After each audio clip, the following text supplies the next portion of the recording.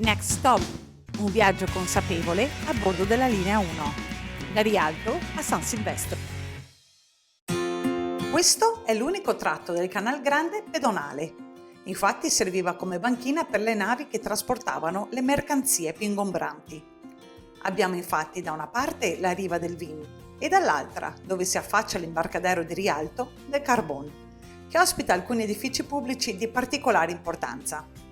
Palazzo Dolphin Manin, sede della Banca d'Italia, e un gruppo di 3 palazzi, Loredan, Farsetti e Cavalli, che formano la sede del Comune di Venezia. Palazzo Loredan diede i natali a Elena Lucrezia Cornaro Piscopia, la prima donna al mondo ad essersi laureata. Cosa vedere nelle vicinanze?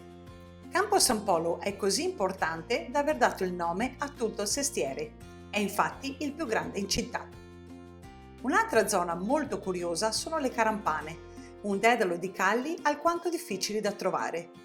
Il nome deriva da ca, ossia casa, dei Rampani, una nobile famiglia veneziana che si estinse, lasciando le proprietà che aveva in questa zona in eredità alla Repubblica.